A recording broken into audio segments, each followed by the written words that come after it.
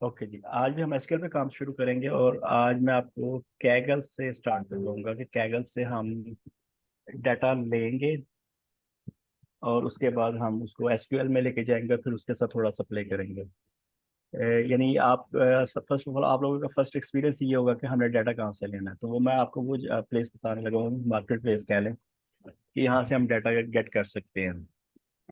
तो इसको आप लोग रजिस्टर कर लीजिए और कोशिश कीजिएगा कि इसको रजिस्टर विद ईमेल कीजिएगा, ना कि रजिस्टर विद जीमेल करें। ठीक है, वो सिक्योरिटी रिस्क होते हैं, वो बाद में आपको इश्यूज आएंगे, तो मैं पहले ही आपको बता रहा हूँ कि आप रजिस्टर विद ईमेल वाला ऑप्शन चूज कीजिएगा जब रजिस्ट्रेशन प्रोसेस कर रहे हैं।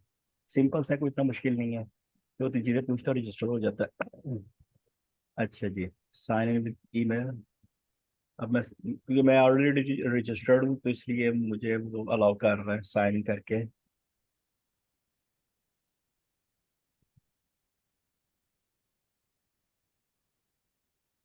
ले जी, मैं इसके डैशबोर्ड पे आ गया हूँ। और कैगल के बारे में खैर हमने पहले दिन भी डिस्कस की हुई है कि कैगल पे आपको अगर कोई दुनिया में काम नहीं ना मिलता, अव्वल तो प्रैक्टिस इसकी होनी चाहिए।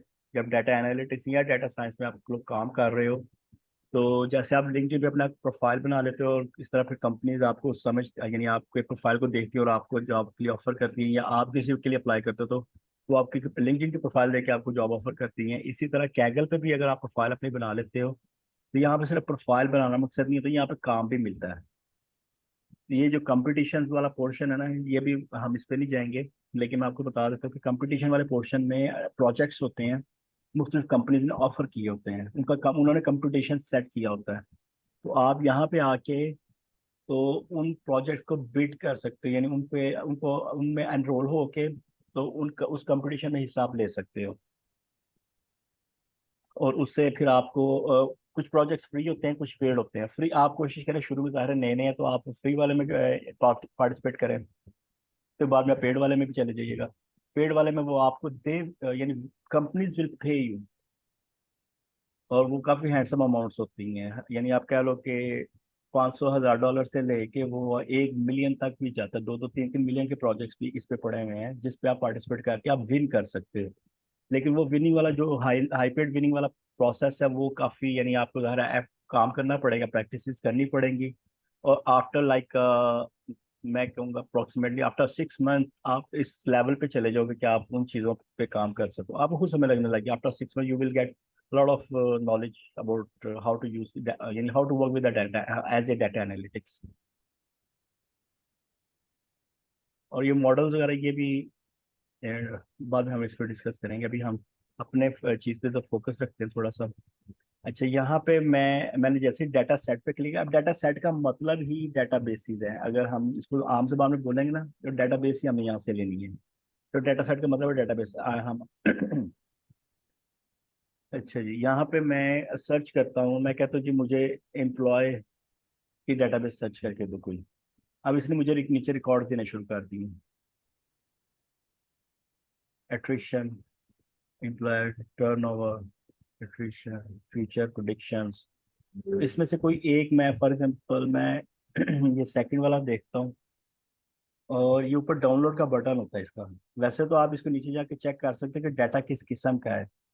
मैं स्क्रॉल डाउन करता हूँ और मैं ये यहाँ पे ये नीचे ना, इसने ये पोर्शन एक बनाया हुआ है, यहाँ पे ये डाटा दिखा भी रहा है कि ये जो आपने डाटा डाउनलोड करना है उसकी लुक एंड फील कैसी होगी, उसमें किस किस्म का रिकॉर्ड होगा, ये सारा नीचे लिखा हुआ है। तो आप इस डाटा देख के अपनी मर्जी के मुताबिक आपको ये डाटा में इंटरेस्ट है, आप उस डाटा को डाउनलोड कर लो, जिस डाटा में भी आपका इंटरेस्ट बनता है कि आपको ये वैल्यूएबल लगता है आपके हिसाब से, क्योंकि हर बंदे की अपनी एक फील्ड होती है काम करने की। तो वो इसमें से ले सकता है। मैं कॉम्पैक्ट करके भी देख सकता हूँ, डिटेल में भी था, कॉम्पैक्ट करके भी देख लो how it will look like. तो मैं कहता हूँ ठीक है यार, मुझे ये समझ आ रही है कि एचआर का डाटा है और इसको मैं अपने टेस्टिंग पर्पज के लिए फिलहाल यूज़ कर सकूँ, बाद में मैं इसको किसी और पर्पज के लिए भी हम यूज़ कर सकते हैं। मैं डाउनलोड पर क्लिक करूंगा और ये डाउनलोड हो गया मेरे पास। इसकी CSV फाइल डाउनलोड हुई है। CSV जो होती है वो भूलिएगा आप चलें जी। अब मैं आपके साथ डेटाबेस की स्क्रीन शेयर करूंगा और इस अब CSV फाइल को मैं इंपोर्ट करूंगा SQL के अंदर। ठीक है जी। तो ये मेरा एसक्यूएल। अब जी मैं एसक्यूएल में आया, मैंने यहाँ पे आके न्यू डेटाबेस क्रिएट की, और इसका नाम मैं DB1 रख लेता हूँ। और ये लास्ट में मेरे पास क्रिएट हुई है। तो मैं चाहता हूँ ये सीक्वेंस वाइज जो है ना, जैसे असेंडिंग ऑर्डर होते हैं अल्फाबेटिकली, वैसे ये शो हो जाए। तो मैं डेटाबेस पे जाता हूँ, यहाँ पर राइट क्लिक करता हूँ और रिफ्रेश कर देता हूँ। तो ये मेरी ऊपर टॉप असेंडिंग वाइज टॉप पे ऊपर आ रही है DB1। मैंने इस पर राइट क्लिक किया, टास्क पे गया, import let file. Let me check this portion.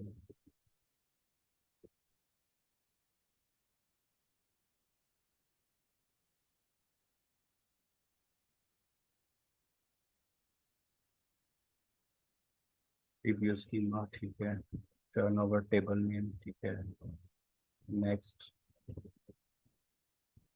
नहीं जी, मुझे डाटा नजर आने लग गया, तो इसको मैं नेक्स्ट करूंगा। ये उसने उसके अंदर जो फील्ड्स हैं वो सारी दिखा दी है मुझे, कि इस जो हम अभी फाइल इंपोर्ट कर रहे हैं, और उसने उनके डाटा सेट भी खुद ही डिफाइन कर दिए बेस्ड ऑन उनकी टाइप्स, जो भी डाटा टाइप्स उनकी हैं उन्होंने उसने खुद ही डिफाइन कर दिए। लेकिन इन केस अगर हमें पता है, हमने उस डाटे को प्रॉपर यानी रीड किया हुआ, एनालिसिस किया हुआ पहले से ही, तो हम ऑफ कोर्स हम वो फील्ड को चेंज भी कर सकते हैं। अब ये एज है, एज को मैं फ्लोट की जगह मैं कहता था नहीं, ये एज इंटीजर रखते हैं, ना कि फ्लोट रखे। फ्लोट में फिर होता है कि वो डॉट आ जाता है आगे, और उसके साथ जीरो या कोई आ गया वो वैल्यू आ जाती है। तो नेक्स्ट, फिनिश। मुझे भी एरर आ गया, value of data source can be converted type into, okay. तो कह रहा है जो आपने फील्ड कन्वर्ट की है इंटीजर में वो एक्सेप्टेबल नहीं है, आप उसको फ्लोट में ही रहने दें। तो आप लोग भी ना, जब कोई एरर आए ना, तो एटलीस्ट उसको रीड करके तो अंडरस्टैंड कर लिया, अगर फिर एरर आ गया। अब क्या कह रहा है, there is already an object name turn over in the database, very nice. इसको हम क्या करें अब, मैं इधर आता हूँ, मैंने वो साइड क्लिक किया, चेक किया, यहाँ पे ऑलरेडी उसने क्रिएट कर दिया, तो मैंने इसको डिलीट करना है। और मैं दोबारा इंपोर्ट पे आया और फिनिश सक्सेसफुली लेट डन। अब मैंने टेबल पे जाके रिफ्रेश किया, ये मुझे डाटा नजर आ गया। मैंने सेलेक्ट, वही कल वाला केस अब आ गया है, कि हमारे पास हमने डाटाबेस क्रिएट वैसे नहीं किया है कि उसकी फील्ड्स डिफाइन कर रहे हैं, उनके टेबल स्ट्रक्चर बना रहे हैं। अभी सिंपल कंपनी है एक, हमें उसने हमें एक डाटा दे दिया, टेबल दे दिया CSV फाइल में या एक्सेल फाइल में, तो हमने उसको इंपोर्ट करके तो अपने SQL में ले आए हैं। अब इसके साथ हम प्ले कर सकते हैं। नहीं जी, ये आपका डाटा आपके पास आ गया, और 1000 ये रिकॉर्ड आई बिलीव ज्यादा है। मैं इसको न्यू क्यूरी पे जाके रन करता हूँ, let's see how much we have. अच्छा, यहाँ पे ना एक फंक्शन है, काउंट स्टेरिक फ्रॉम टर्नओवर। और इससे क्या पता लगेगा, मुझे काउंट करके बता देगा कि इसके अंदर रिकॉर्ड्स कितने हैं। 1129 रिकॉर्ड्स हैं। ठीक है जी, मैं काउंट करके फिर स्टैटिक लगाता हूँ और लेट सर्च। ले जी, मुझे रिकॉर्ड मिलने लग गया। ठीक है, अब मैं यहाँ पे प्ले कर सकता हूँ इस डाटा के साथ, जैसे हम कल लगे हुए थे। कि मैं कहता हूँ gender is equal single quotes, और उसके अंदर मैं करता हूँ M, तो मुझे सारे मेल्स के रिकॉर्ड दिखा देगा। 276 मेल्स के रिकॉर्ड हमारे पास आ गए, सिर्फ मेल्स के रिकॉर्ड है। अब मैं कहता हूँ मुझे इसमें से, क्योंकि मैं नीचे डाटे को देख रहा हूँ, तो मैं डाटे में से रीड कर रहा हूँ कि मैं IT वाला जो रिकॉर्ड, जिसका प्रोफेशन IT है ना, वो मुझे बंदे दिखाओ कितने हैं, एंड फॉर मेल्स ओनली। तो मैं यहाँ पे अब देखें डबल कंडीशन लगा रहा हूँ, कल मैं सिंगल कंडीशन के साथ लगा हुआ था, वेयर कंडीशन के अंदर जो सिंगल यानी उसकी कंडीशन लगा, आप फिल्टर कह रहे हैं आप इसको, फिर लगाता था जैसे एक्सेल हम करते हैं। अब इसमें मल्टीपल फिल्टर्स लगा के यानी कंडीशन लगा के, तो मैं डाटा गेट करूंगा। और ये आपको रिक्वायरमेंट दी जाएंगी जब आप कम्युनिकेट करोगे, जब आपको सीएसवी फाइल मिलेगी उसके साथ आपको डॉक्यूमेंट भी मिलेगा। उस डॉक्यूमेंट में ये रिक्वायरमेंट दी जाएंगी कि हमें किस किस्म का डाटा चाहिए, या हमें किस किस्म की डैशबोर्ड की चीज़ें बनाने के लिए आप यानी इंफॉर्मेशन चाहिए। सिंगल कोड करैक्टर जो हमेशा हम सिंगल कोड में देंगे। अगर हमारे पास कह लें कि जैसे एज है, अब एज फ्लोट वैल्यू है, फ्लोट वैल्यू को मैं डबल कोड के साथ नहीं करूंगा, इसको सिंपल मैं लिख दूंगा फ्लोट वैल्यू ग्रेटर और इक्वल, सॉरी ग्रेटर और इक्वल हो 30 से अबव, यानी अब यहाँ पे मैंने सिंगल कोड नहीं लगाया क्योंकि ये फ्लोट वैल्यू या इंटीजर वैल्यू है। तो इसको मैं एग्जीक्यूट करूंगा, let's see how it will look like. ले जी, अब इसने मुझे 30 की एज से ऊपर ऊपर वाले जो एम्प्लॉयज है ना उनका डाटा दे दिया। मैं कहता हूँ नहीं जी, मुझे 40 या 40 यानी जिसकी एज 40 या 40 से ऊपर हो, सिर्फ उसका डाटा दिखाया। ले जी, और 41 रिकॉर्ड आप मुझे दिखा रहा है। अब मैं कहता हूँ इसको कि मुझे प्रोफेशन, अब ये तीसरी कंडीशन में लगाने लगा, प्रोफेशनल के अंदर डबल कोड है क्योंकि मैंने अब ये करेक्टर है, करेक्टर को हम हमेशा डबल कोड्स में लिखते हैं, सिंगल कोड्स में लिखते हैं, आईटी। और इसको मैं सर्च करता हूँ, ले जी हमें 7 रिकॉर्ड्स मिल गए। तो मैं यहाँ से मेल की जगह फीमेल कर देता हूँ, gender, and let's see, single record मिल रहा है हमें सिर्फ। अब मैं इसको क्या एज इसकी कर देता हूँ 20, and let's see how much we have. 17 rows record हमें मिल रहा है। तो इस तरह हम प्ले करके, तो इस तरह हम यानी डाटा को जो है ना कैलकुलेट कर सकते हैं। इवन इसमें हम फार्मूलाज भी, जैसे एक्सेल के अंदर फार्मूले लगाते हैं, इसके अंदर भी फार्मूले लगते हैं। मैं कहता हूँ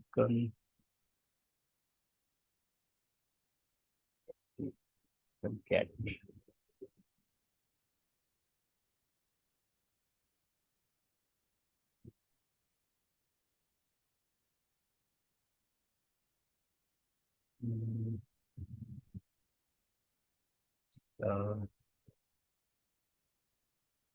प्लस इवेंट प्लस न्यू।